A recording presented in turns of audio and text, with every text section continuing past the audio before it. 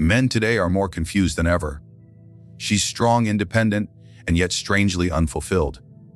You feel like you're walking on eggshells, always trying to understand her, but failing. Why? Because you're not dealing with just one woman. You're facing a fractured archetype. Today, we're going to uncover the unconscious forces shaping modern women and reveal the ancient psychological truth that warned us long before this chaos began. The modern woman carries within her not a unified soul, but a fractured mirror of competing archetypes. At the surface, she appears strong, expressive, empowered, liberated from the structures of the past. She speaks with confidence, moves with authority, and builds her identity around autonomy. But beneath that surface lies a storm, a psychic war between what she has been told she must become and what she truly is. In ancient cultures and deep within our mythologies, the feminine was never a flat image. She was the mother, the lover, the destroyer, the oracle, the whole constellation of emotional, spiritual, and instinctual reality. She was complexity, mystery, nurture, and chaos all at once. But today, cultural climate no longer allows this full spectrum. It demands performance, not wholeness. And so, the feminine psyche splits. One part of her becomes the mask, the persona tailored to societal expectations. This persona is clever, independent, calculated. She's praised when she dominates, admired when she controls, and uplifted when she ascends above others. This mask becomes her tool for survival, but it is also her armor. And armor, while useful, eventually becomes a prison. The other part of her retreats, buried in the unconscious, locked in silence. This is the intuitive, soft, vulnerable part of her. The side that feels more than it speaks. The side that dreams. Since this side finds little place in a culture obsessed with dominance, it becomes the shadow. It does not vanish. It festers. And it waits. What we now see in so many women of today is not balance, but the conflict between these two parts. The outer self insists on being seen as complete, independent, emotionally untouchable. Yet the inner self craves depth, vulnerability, surrender to meaning and connection. When these two selves are not reconciled, it breeds anxiety, dissatisfaction, and a deep sense of emptiness. This inner fragmentation shows itself in the way relationships unfold. She might demand strength from a man, but recoil when she feels vulnerable in his presence. She may seek emotional intimacy, yet push it away the moment it becomes real. She might pursue freedom, yet grow resentful of the loneliness that follows. These contradictions are not signs of malice. They are signs of disintegration, and the tragedy is that she herself often does not understand what is happening inside her.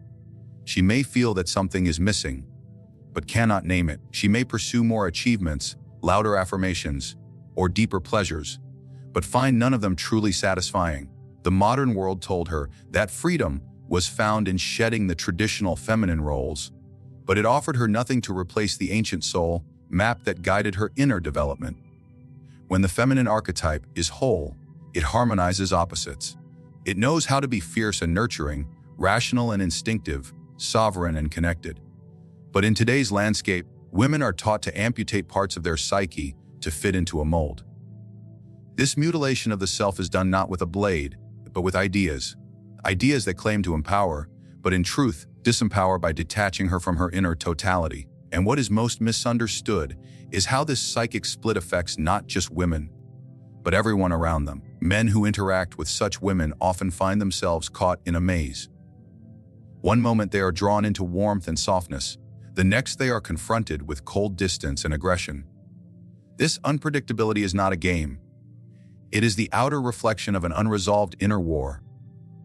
The feminine, when disembodied from her archetypal roots, becomes unknowable not because she is mysterious, but because she is divided. Her essence becomes fogged, not by depth, but by contradiction. Men seek to understand her, love her, protect her, but they are faced with 1,000 faces, none of which stay long enough to truly meet. Yet beneath all of this is a cry from the unconscious, a longing to become whole again, a desire to unite the independent and the intuitive, the rational and the emotional, the assertive and the receptive. The modern woman is not lost. She is split. And until this inner chasm is seen, until the archetypes within her are brought back into conscious awareness, she will continue to act out this psychic drama in her relationships, in her ambitions, and in her identity. This is not about going backward. It is about going inward. Not about returning to old roles, but about rediscovering the lost architecture of the soul. The feminine archetype is not merely a social construct or a lifestyle choice. It is an eternal force. And when ignored, it doesn't disappear, it divides. And in that division, chaos finds its home.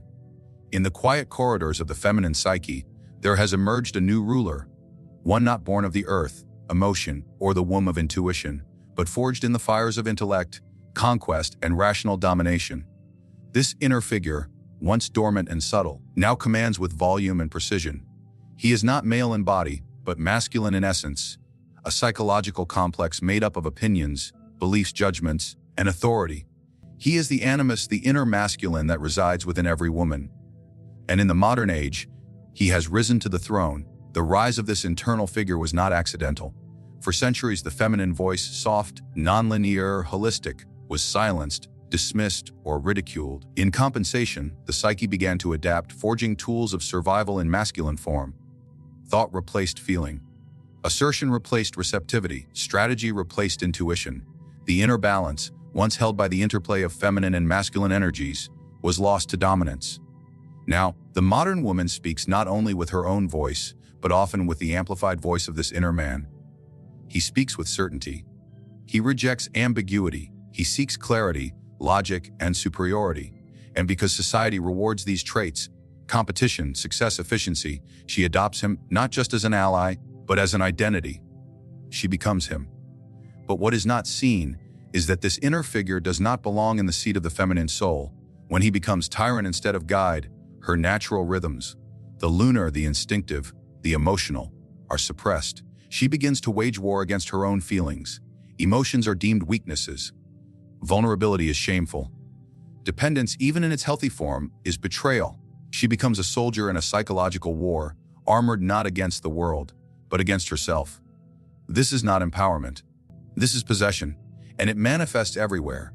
In her speech, she may become sharp, argumentative, compulsively opinionated, not because of arrogance, but because of a hidden inner compulsion to assert dominance over chaos. In her relationships, she may challenge rather than connect, test rather than trust. In her solitude, she may feel powerful and independent, yet silently ache with an inexplicable emptiness she cannot name. The animus does not nurture, he critiques. He judges, he compares. And when he becomes overdeveloped in a woman, her self-image fractures. She becomes intolerant of her own softness.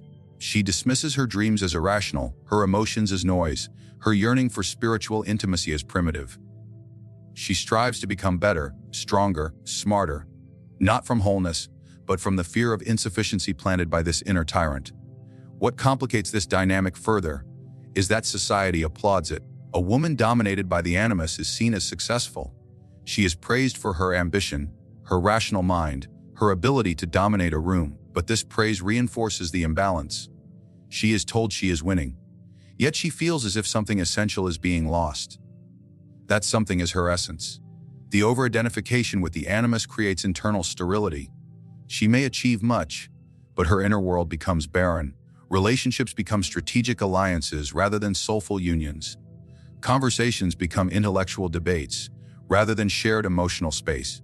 Love becomes conditional, measured, earned. She becomes efficient, but not fulfilled. In romantic dynamics, the animus-driven woman often finds herself at odds with the men in her life. She seeks equality, but demands superiority. She desires intimacy, but fears surrender. She is drawn to strong men, but unconsciously undermines them.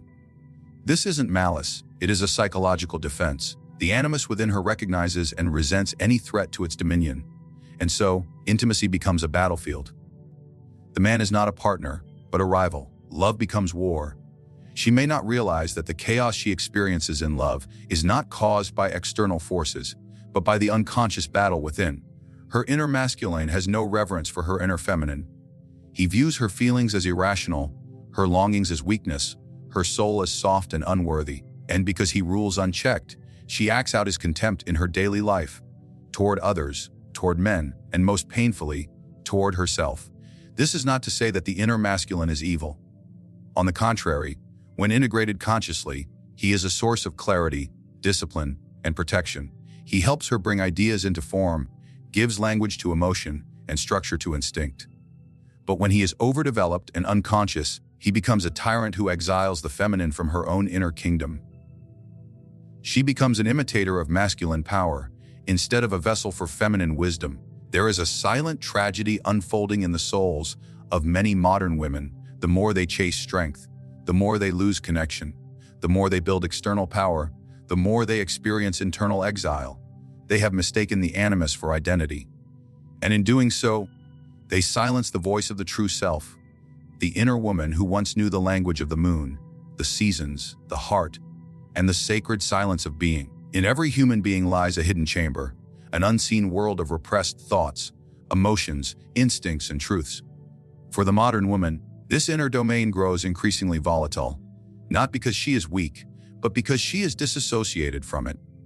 She has been taught to deny, repress, and disown the aspects of her psyche that do not conform to the cultural ideal of the powerful, independent, flawless feminine figure.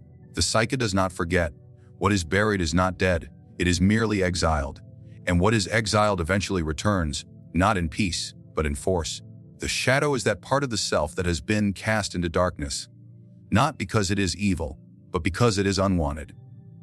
In the case of many women today, the shadow contains the very essence of the true feminine, the chaotic, intuitive, emotional, vulnerable, instinctual, erotic, nurturing, irrational, and spiritually receptive dimensions of her soul. These parts are inconvenient in a world that praises control, clarity, and linear logic. So they are denied, pushed down, forgotten, but the soul is never silent for long. The woman who disowns her emotional body becomes haunted by it. Her feelings return through moods she cannot control, bitterness she cannot explain, outbursts she later regrets, or numbness that dulls the joy of life. The modern woman, in trying to become unbreakable, has turned away from her inner life, but the rejected emotions gather power in the unconscious, like a storm behind a sealed door. And the more they are ignored, the more forcefully they seek expression, not as gentle whispers, but as rage, manipulation, seduction, and control. The shadow seeks power not because it is evil, but because it has been silenced. It wants to be seen. It wants to be heard. And when it is denied conscious access, it invades through unconscious behavior. A woman who cannot admit her desire for connection may unconsciously destroy the very relationships that could offer it. A woman who cannot face her jealousy might sabotage another out of nowhere. A woman who cannot grieve her emotional wounds may harden herself so deeply that her presence becomes impenetrable. This is how the shadow operates, by inversion, distortion, and projection. What she cannot accept within herself, she begins to see in others. If she has rejected her vulnerability, she mocks it in other women. If she has rejected her need for love, she scorns men who offer it. If she has buried her spiritual longing, she ridicules faith or reduces it to superstition. The deeper the repression, the more violent the projection. In relationships, this becomes a theater of unconscious warfare.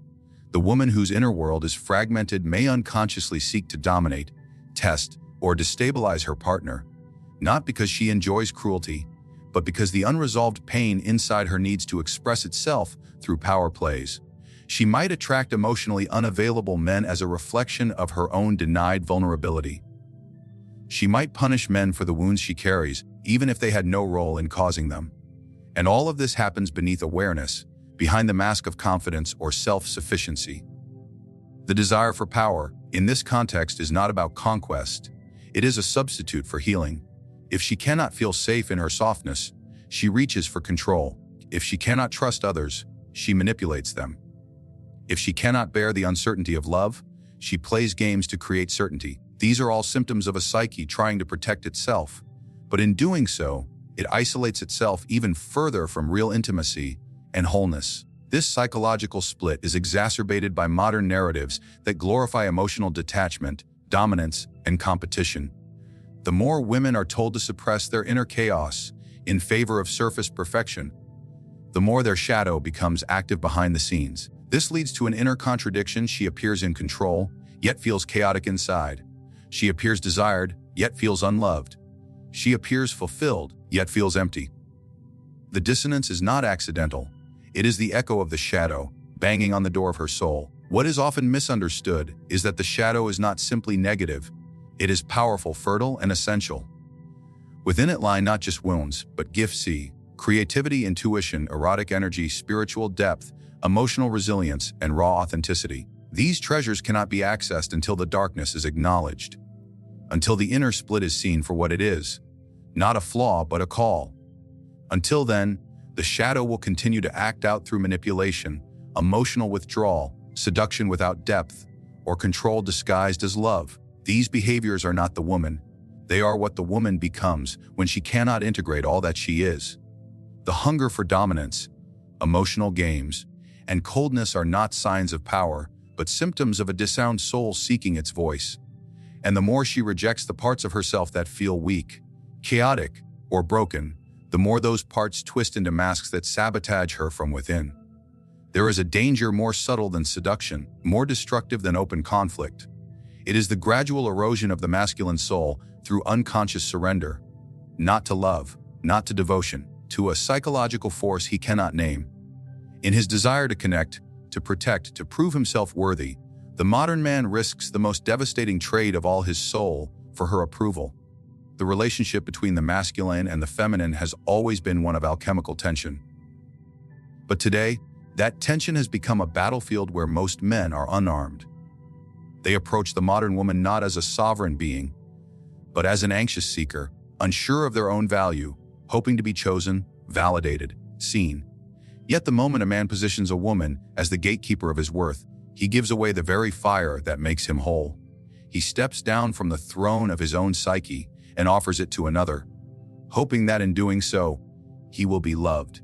What he does not see is that, in this act of surrender, he loses the one thing the feminine truly respects: his inner certainty. A man who orbits a woman's moods, constantly adapts to her expectations, and bends to every unspoken emotional demand becomes spiritually weightless. He is no longer grounded in his being. He becomes a mirror, reflecting her projections back to her, echoing her fears, adjusting to her shadows. In trying to avoid conflict, he dissolves his identity. This loss of soul is not theatrical. It is quiet, invisible, and gradual. The man begins to censor himself. He avoids truth to keep the peace. He agrees when he disagrees. He apologizes when he has done nothing wrong. He gives, not from generosity, but from fear. In every action, he is guided by an invisible leash, hoping to maintain connection by forfeiting his depth. And though he may still appear strong on the outside, something inside him has knelt. He has submitted his spirit not to love, but to psychological possession. And here lies the paradox: the more he gives away his power, the more she tests him. Not out of cruelty, but from a deep, unconscious urge to feel the weight of his soul. The feminine instinctively pushes against the masculine to see if it holds. When it does, she feels safe. When it does not, she feels contempt. This is not a matter of behavior. It is energetic. A woman may not consciously understand why she loses respect for a man who always agrees with her, but her psyche does. It senses the absence of masculine rootedness. It senses that he no longer dwells within himself. In losing his soul, the man also loses his purpose. His energy turns outward, consumed by emotional complexity that was never his to resolve. He begins to chase moods, explain feelings, decode silences. He becomes a therapist, a rescuer, a servant.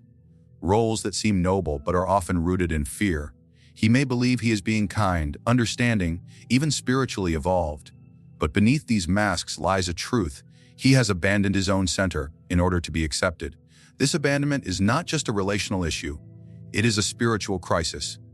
The man who betrays himself cannot access his full intelligence, creativity, power. He becomes reactive instead of purposeful, agreeable instead of truthful, passive instead of sovereign. And the tragedy is that he may never realize that the love he seeks cannot be found through self-erasure. A woman may admire his efforts, even thank him for his compliance, but she will never truly respect him, because he has shown her that he does not respect himself. To love without losing oneself requires a kind of inner anchoring. It demands that the man hold his ground, not in opposition to her, but in service of truth. He must learn to witness her storms without being swept away, to hear her fears without absorbing them, to offer presence without collapsing his integrity. This is not dominance, it is maturity.